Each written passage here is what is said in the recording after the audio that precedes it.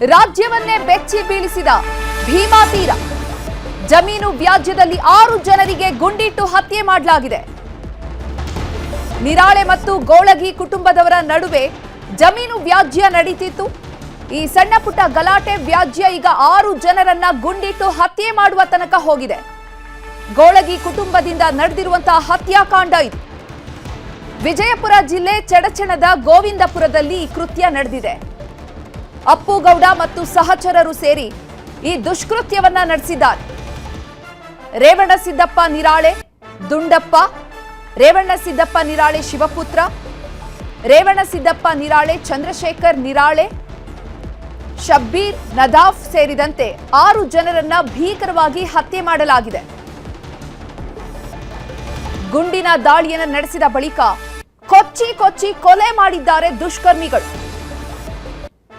ಅಪ್ಪುಗೌಡ ಮತ್ತು ಗ್ಯಾಂಗ್ನಿಂದ ಈ ದುಷ್ಕೃತ್ಯ ನಡೆದಿದೆ. ಜಮೀನು ವ್ಯಾಜ್ಯದ ವಿಚಾರಕ್ಕೆ ವಿಕೋಪಕ್ಕೆ ಹೋಗಿದೆ ಜಗಳ. ಏಕಾಏಕಿ ಗುಂಡಿಟ್ಟು 6 ಜನರನ್ನ ಹತ್ಯೆ ಮಾಡಿದ್ದಲ್ಲದೆ ಗುಂಡಿಟ್ಟ ನಂತರ ಮಚ್ಚಿನಿಂದ ಕೊಚ್ಚಿ ಭೀಕರವಾಗಿ ಕೊಲೆ ಮಾಡಿದ್ದಾರೆ.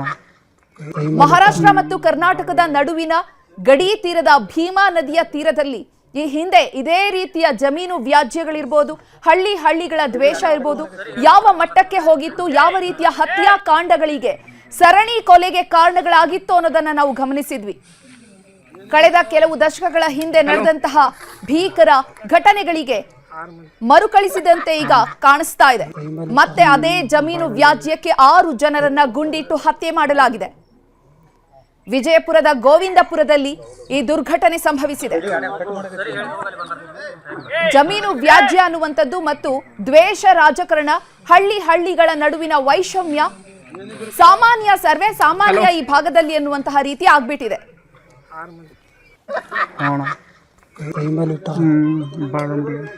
ಇನ್ನು ಈ ಬಗ್ಗೆ ಹೆಚ್ಚಿನ ಮಾಹಿತಿಯನ್ನು ನೀಡ್ತಾರೆ ನಮ್ಮ ಪ್ರತಿನಿಧಿ ಗುರುರಾಜ್. ದೂರವಾಣಿ ಸಂಪರ್ಕದಲ್ಲಿ ಜಾಯ್ನ್ ಆಗಿದ್ದಾರೆ. ಗುರುರಾಜ್, ಭೀಮಾ ತೀರದಲ್ಲಿ ನಡೆದಿರುವಂತಹ 6 ಜನರ ಹತ್ಯೆ ಏನಿದೆ, ಈ ದಶಕಗಳ ಹಿಂದೆ ಏನ್ ನಡೀತಾ ಇತ್ತು, ಸರಣಿ ಕೊಲೆಗಳು, ಯಾವ ರೀತಿಯಾಗಿ ಒಂದು ಮನೆಗೆ ನುಗ್ಗಿ ಸರ್ವನಾಶ ಮಾಡಲಾಗ್ತಾ ಇತ್ತು, ಅದೇ ರೀತಿಯ ಒಂದು ಘಟನೆಯನ್ನ ನೆನಪು ಮಾಡ್ತಾ ಇರುವಂತದ್ದು.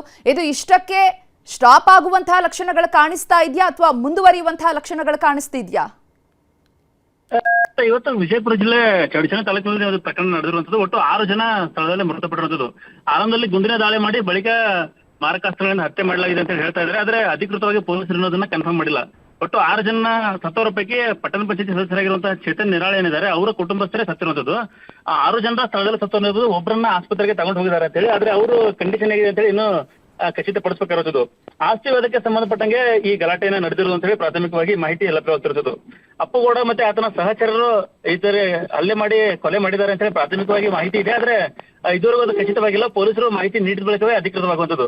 ಸದ್ಯ ಈ ಪ್ರಕರಣಕ್ಕೆ ಸಂಬಂಧಪಟ್ಟಂಗೆ ಈಗ ಒಂದು ರೀತಿಯಿಂದ ಆತಂಕ ಇರುತ್ತದೆ. ಯಾಕಂದ್ರೆ ಈ ಭೀಮಾ ತೀರದ ಗ್ಯಾಂಗ್ ಗಳಲ್ಲಿ ಈ ರೀತಿಯ ಘಟನೆಗಳು ನಡೀತಾ ಇದ್ವು. ಆದ್ರೆ ಅದನ್ನ ಹೊರತುಪಡಿಸಿ ಬೇರೆ ಜನರು ಈ ರೀತಿಯ ಪ್ರಕರಣಗಳು ಇನ್ವಾಲ್ವ್ ಆಗಿರೋದ್ರಿಂದ ಸಹಜವಾಗಿ ಜನರಲ್ಲಿ ಒಂದು ಆತಂಕ ಇರುವಂಥದ್ದು. ಹಾಗಾಗಿ ಪೊಲೀಸರು ಈ ಪ್ರಕರಣವನ್ನ ಯಾವ ರೀತಿ ಬೆಳೆಸ್ತಾರೆ ಅಂತ ನೋಡ್ಬೇಕು. ಈಗ ಸದ್ಯಕ್ಕೆ ಎಸ್ಪಿ ಅವರು ಇನ್ನೂ ಸ್ಥಳಕ್ಕೆ ತೆರಳ್ತಾ ಇರುವಂತದ್ದು. ಹೆಚ್ಚಿನ ಮಾಹಿತಿಯನ್ನು ಈಗ ಕಲೆ ಹಾಕ್ತಾ ಇದ್ದಾರೆ.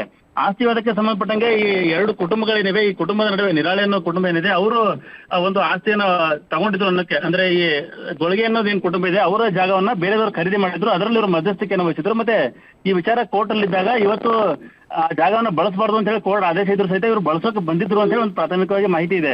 ಸೊ ಇವರು ಬಂದಿದ್ದಕ್ಕೇನೆ ಅವರು ಹತ್ಯೆ ಮಾಡಿದ್ದಾರೆ ಅಂತ ಹೇಳಿ ಒಂದು ಇರುವಂತದ್ದು. ಹಾಗಾಗಿ ಪೊಲೀಸರು ಇನ್ನಷ್ಟು ಕನ್ಫರ್ಮ್ ಮಾಡ್ತಾರೆ. ಸದ್ಯ ಪ್ರಕರಣಕ್ಕೆ ಸಂಬಂಧಪಟ್ಟಂಗೆ ಇದುವರೆಗೂ ಯಾರನ್ನ ವಶಕ್ಕೆ ತೊಗೊಳ್ಳೋದಾಗಿರ್ಬೋದು ಅಥವಾ ಬೇರೆ ಯಾವುದೇ ರೀತಿ ಇದು ಆಗಿಲ್ಲ. ಈಗ ಇನ್ನು ಎಸ್ಪಿ ಅವರು ಸ್ಥಳಕ್ಕೆ ಹೋದ ಬಳಿಕ ಎಕ್ಯುರೇಟ್ ಆಗಿ ಏನ್ ಮಾಹಿತಿ ಅನ್ನೋದು ಲಭ್ಯವಾಗಿರುತ್ತದೆ. ಮೊದಲು ಫೈರ್ ಮಾಡಿದಾರ ಅಥವಾ ನೇರವಾಗಿ ಮಾರಕಾಸ್ತ್ರಗಳನ್ನ ಹತ್ಯೆ ಮಾಡಿದಾರೆ ಅಂತ ಹೇಳಿ ಕನ್ಫರ್ಮ್ ಮಾಡೋದು. ಸದ್ಯ ಪ್ರಾಥಮಿಕವಾಗಿ ಅಥವಾ ಸ್ಥಳೀಯರ ಮಾಹಿತಿ ಕೊಡೋ ಪ್ರಕಾರ ಮೊದಲು ಗುಂಡಿನ ದಾಳಿ ಮಾಡಿ ಬಳಿಕ ಹತ್ಯೆ ಮಾಡಿದ್ದಾರೆ ಅಂತ ಹೇಳಿ ಪ್ರಾಥಮಿಕವಾಗಿ ಮಾಹಿತಿಯನ್ನ ಕೊಡ್ತಾ ಇರುವಂತದ್ದು. ಗುರುರಾಜ್, ಇನ್ನು ಯಾರು ಈ ಅಪ್ಪುಗೌಡ ಅನ್ನುವಂಥವ್ರು ಈ ರೀತಿ ಏಕಾಏಕಿ 6 ಜನರನ್ನ ಹತ್ಯೆ ಮಾಡಿದ್ದಾನೆ ಅಂದ್ರೆ ಆತನ ಹಿನ್ನೆಲೆ ಏನು? ಈ ಹಿಂದೆ ಇದೇ ರೀತಿ ಏನಾದ್ರೂ ಗ್ಯಾಂಗ್ ವಾರ್ಗಳಲ್ಲಿ ಆತ ಪಾಲ್ಗೊಂಡಿದ್ದ ಅಥವಾ ಮೊದಲ ಬಾರಿಗೆ ಈ ರೀತಿ ಹತ್ಯೆ ಮಾಡ್ತಿರುವಂತದ? ಮತ್ತೆ ಪೊಲೀಸರು ಅಲ್ಲಿ ಭದ್ರತಾ ಕ್ರಮವನ್ನ ಹೇಗೆ ಕೈಗೊಂಡಿದ್ದಾರೆ?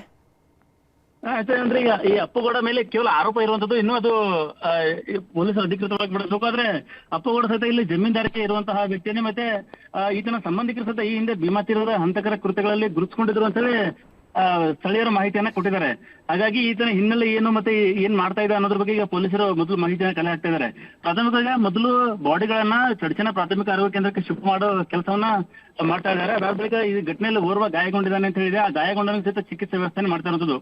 ಇನ್ನು ಎರಡೂ ಕುಟುಂಬಗಳು ಈ ಭಾಗದಲ್ಲಿ ಅಂದ್ರೆ ಈ ಸತ್ತೋರ್ ಕುಟುಂಬ ಮತ್ತೆ ಹೊಡೆದೋರ್ ಕುಟುಂಬ ಎರಡೂ ಸಹಿತ ಈ ಭಾಗದಲ್ಲಿ ಸ್ಟ್ರಾಂಗ್ ಆಗಿರೋ ಕಾರಣದಿಂದಾಗಿ ಅವ್ರಿಗೂ ಸಹಿತ ಹಿಂದೆ ಅಪರ ಸಂಖ್ಯೆ ಬೆಂಬಲ ಇರೋದ್ರಿಂದಾಗಿ ಪೊಲೀಸರು ಭದ್ರತೆಯನ್ನು ಕೈಗೊಂಡಿದ್ದಾರೆ. ಯಾಕಂದ್ರೆ ಹೆಚ್ಚಿನ ಘಟನೆಗಳು ಆಗ್ಬಾರ್ದು ಅಂತ ಹೇಳಿ.